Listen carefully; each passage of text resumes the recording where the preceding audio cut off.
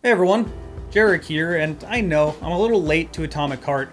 I didn't get a review key, and when this game came out, I was too busy setting up a tournament, so I'm getting to it about a month later. Hopefully I get people on the second come around, and they just want to hear people's opinions about the game now that they've beaten it. What I saw on Twitter and YouTube and just on the internet in general was mostly negative, but when I played it, I was surprised at how much I was enjoying it. All the jank and bugs people mentioned I didn't experience. They even added an FOV slider, and the game runs extremely well for me. It is important to mention that they have patched this game numerous times, so a lot of these bugs have probably been fixed by the time I got to the game. Except for one, I still get stuck in rocks a lot, and then the game would eventually launch me out, which tells me they knew about this problem. Launching me out of the rocks to take fall damage is not a solution, that's a band-aid. Bit of a nuisance, but it's a far cry from game ruining. Anyway, Atomic Heart isn't revolutionary. It obviously wants to be BioShock. This wants to be a 2000s era shooter. And this game kind of made me realize something.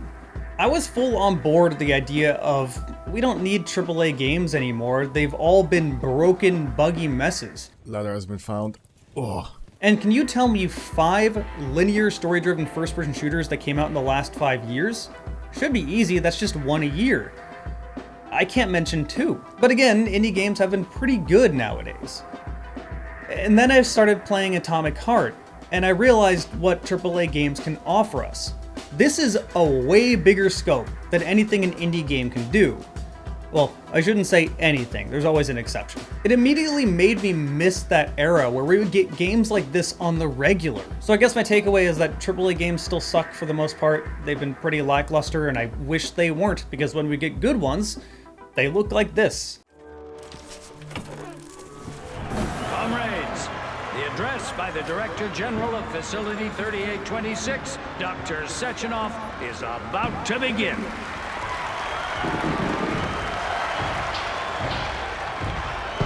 This game is gorgeous. There is so much attention to detail in the world, and Atomic Heart is eager to show it off right from the beginning of the game. In fact, the opening reminded me a lot of BioShock Infinite's opening. Not the world, just the presentation. It's captivating. Atomic Heart is set in an alternate universe USSR where robots are the future, and people have these neuro-linked thought devices. You're introduced to these thought devices within the first 5 minutes of the game. But as you probably could have predicted, everything soon goes to shit with robots going hostile and someone hacked the system. The first half of the game is trying to get your bearings, figuring out what's going on, who caused this, who's on your side, who's against you. And I'll tell you, you really don't know until the end of the game in all reality. And you remember those thought devices I mentioned? Well, those thought devices continue to send out the thoughts of the dead for a short period of time after they have died. Oh, finally someone new to talk to, and a live one, too. New? Did someone else come here before me? Sure. See that dead body? That's Alexei, the technician. They've been having quite a conversation since they killed us. The thing is, about 20 minutes ago, the lights sort of went out of him. He did manage to say something right at the end, but it was complete gibberish. This is an awesome way to introduce something right at the beginning and have it still be relevant later, and is just a really interesting concept in general. As you can probably tell, there is a ton of attention to detail, and the music fits that attention to detail extremely well. There is so much diversity in this music, from Russian pop to Russian metal to more familiar songs to original music composed by our friend Mick Gordon. This game also has streamer mode, which in theory should mean that copyrighted music will not make its way into your video, but when I exported my VOD after streaming Atomic Heart, that was definitely not the case, so streamer mode doesn't work. As much as I would love to play the music in the background to show you how good it is, it would definitely cause copyright issues, so I can't do that. I could upload 20 times to figure out what songs aren't copyrighted, but like, it's not worth the headache. Thank you, YouTube. But I digress, the music is extremely good. What's less polished is something you've probably already seen in clips on Twitter or YouTube. That's the voice acting and writing. Direct translations from Russian don't work well, and the voice acting itself is... I didn't want any of this, but none of it matters right now. So what does matter, you crispy-ass critter? well, it's not great. Let's put it that way. It's not bad enough to ruin the game for me, but definitely not good either. Especially with the main character constantly saying crispy critters all the time. I don't know if this is a direct translation of some Russian saying, but that's so stupid. Like, why? Editing Jarek here with a different microphone. I forgot to write this into the script. I've seen a lot of people recommend playing in Russian, but I don't really like doing that. I like being able to understand what is being said, and I don't like having to read subtitles in the middle of combat. So while I'm sure your immersion is better in Russian, I don't think that's a good solution. With that said, the concept of the story and most of the twists were good enough to keep me invested. I assume most people watching this have already beaten the game and just want to hear my opinion on it, so I'm gonna start talking about some spoilers. If you don't want to be spoiled and you haven't played this game yet, skip forward to this timestamp right here. There is a lot to talk about, so let's talk about it. What the fuck happened at the ending? You go in to kill the main bad guy who you think is going to try to control all of humanity, or at least you know he's going to try to control all of humanity. You then have a boss battle with the two robots that people are thirsting over. By the way, fuck whoever decided to put a QuickTime event at the end of a long cutscene. Yeah, because I'm going to be ready for that. Also, stop putting QuickTime events in games. Once you beat the final boss, you shoot the main bad guy, who then reveals that the glove was controlling your mind. That seems like something you open the conversation with. The main twist is that the glove is actually the bad guy. If you already knew all this stuff, it was completely preventable. That's my biggest problem with this twist. I think it's totally unnecessary. Also, what does the glove even want? He says something about humanity evolving to become farther, so I assume he has his own ideas for what he wants out of the world. I guess we'll see it in the expansion. Overall, I'm pretty happy with the story as a whole. I did like the twist of the Granny character and what happened with your wife.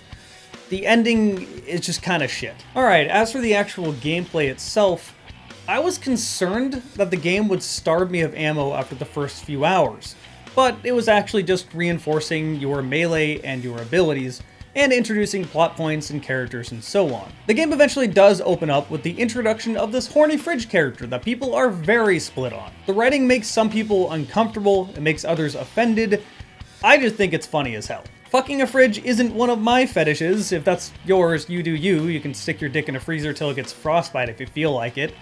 But I just thought it was so absurdly stupid that it was hilarious. Although there is the thought that if it could be a fetish, it is someone's fetish somewhere. If you've been on the internet for any period of time, you have already accepted this as just a fact of life. Anyway, the upgrades. You can upgrade all of your abilities, and every person that plays this game will find their own playstyle. For me, I put most of my upgrades into Polymer Jet and Mass Telekinesis, along with the personal character upgrades like more health and stuff like that. My main reason for upgrading Polymer Jet is that it will slow down enemies, without the reduction in damage that the Frost upgrade gives you. Upgrading your shock so that it shocks multiple enemies at once will also do more damage with Polymer Jet. Then you can use Mass Telekinesis to hold them in place anyway instead of needing the Frost ability. Then you can just lay into them with a fire weapon or electric weapon or whatever capsule you have put on your gun. So those two upgrades were my main experimentation, along with the upgrades to the weapons. About halfway through Atomic Heart, it turns into a kind of open world game.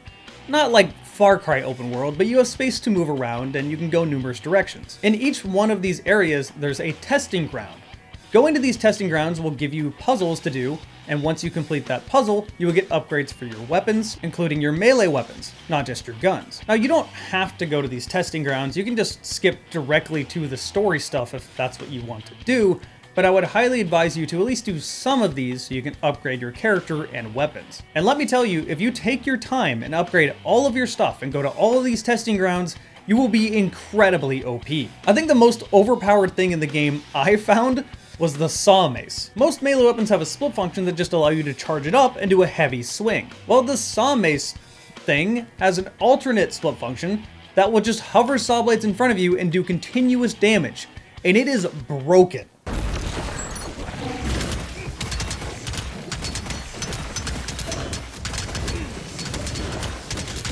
Damn. I was doing so much damage so quickly to the final boss that voice dialogue was just running over each other. I do think this is one of the downsides for turning this game into a pseudo open world game at the end. They have to account for people not getting these upgrades. So if you do, you become broken. Personally, I found that really satisfying, but I wouldn't blame you if you found it boring. So what are my thoughts on Atomic Heart? Well, I came into this expecting a mediocre game, yet I enjoyed it way more than I probably should have.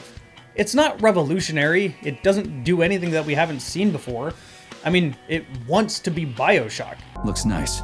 Actually, It looks amazing. A rapture. And Russian Bioshock really is the best way to describe this game. There's enough different in this game to not be literally Bioshock, but it's in that same sort of feeling of game. I was seeing a lot of people be negative on this game because it wasn't an immersive sim enough. This game is kind of a mixture of a shooter and immersive sim, but clearly wants to be more of an action game than immersive sim. Now, immersive sims aren't one of my favorite genres. They're not bad, don't get me wrong, but they're not a comfort pick of mine. So I'm happy with this. If you are a fan of, say, Arcane's games, then this one may frustrate you because you may find yourself wanting more. If you are a fan of Call of Duty style shooters, then you may be annoyed that it's not just raw shooting. Again, it's in between. I mean, if you played Bioshock, you know what I mean. I appreciate this, and looking at the internet, it feels like I'm way more positive on this game than most people are. And that is fine.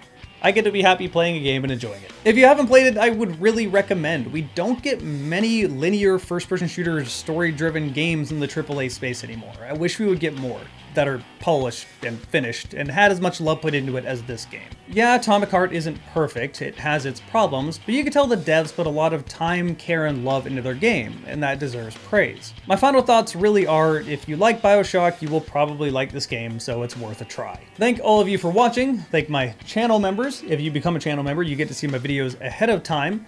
You can click that join button right there. Thank all of you that joined me over on Twitch. It was my birthday when I streamed this game, and you guys were just showering me with love. It means a lot.